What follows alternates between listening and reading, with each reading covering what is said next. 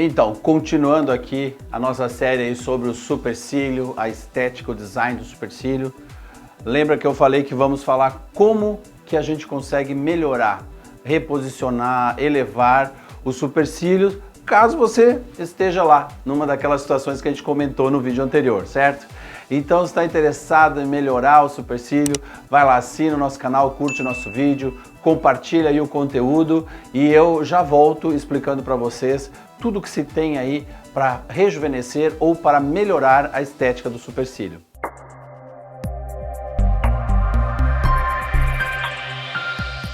Bom, pessoal, tem duas situações, né? Aquela situação em que o supercílio vai envelhecendo, como mostrei anteriormente para vocês, ou seja, vai caindo, com o tempo há uma queda do supercílio, né? E ela é gradual, certo?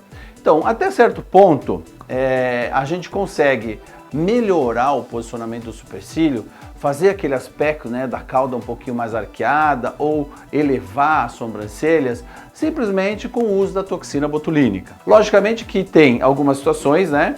Especialmente quando o supercílio cai um pouquinho mais, que a gente pode lançar a mão então de técnicas muito modernas como a videocirurgia, que praticamente não tem cortes, para fazer esse reposicionamento do supercílio. Mas como que funciona a toxina botulínica para mudar o posicionamento ou para melhorar a estética do supercílio?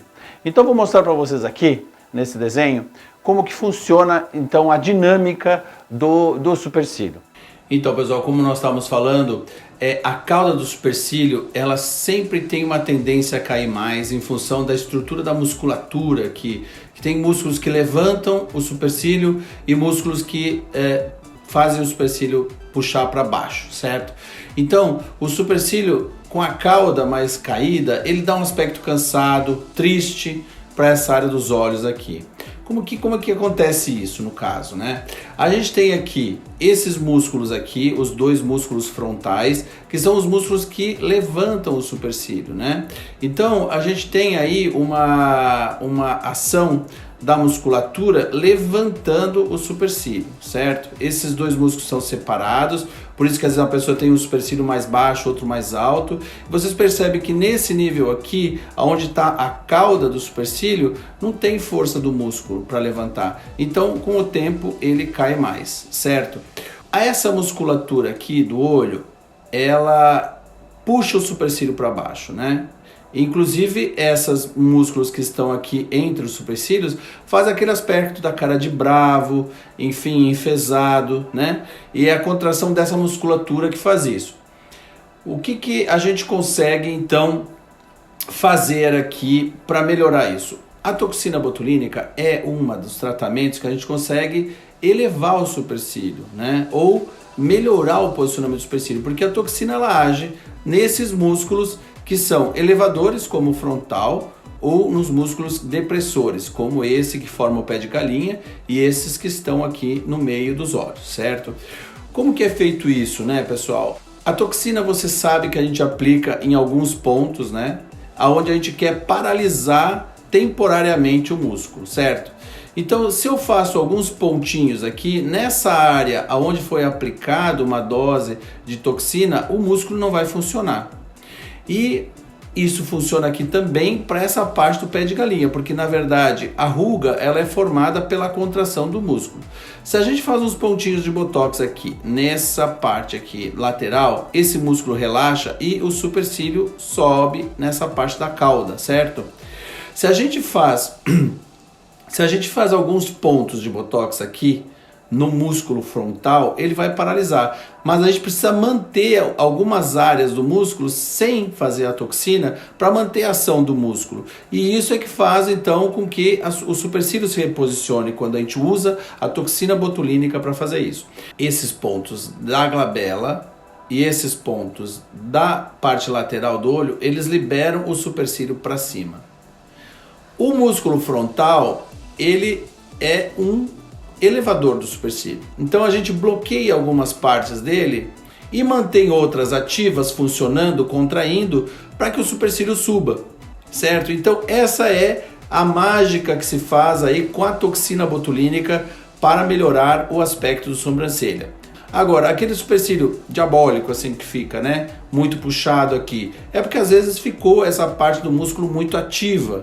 Então, a gente precisa fazer a toxina botulínica de uma forma que o supercílio fique natural. Por isso que a toxina não é um procedimento igual para todo mundo. Depende muito do tipo da musculatura, de como esse músculo contrai, e por isso que um especialista é importante ser consultado para que você possa ter um resultado natural, que o supercílio seja, a testa e o supercílio tenham um certo movimento pela manutenção aqui da força da musculatura, e que o músculo que seja necessário, as porções do músculo que sejam necessárias ser paralisadas, elas possam ser feitas então de forma a se ter esse resultado mais natural, ok? Ok, e a videocirurgia? Falamos já sobre isso aqui em outros vídeos anteriores, enfim.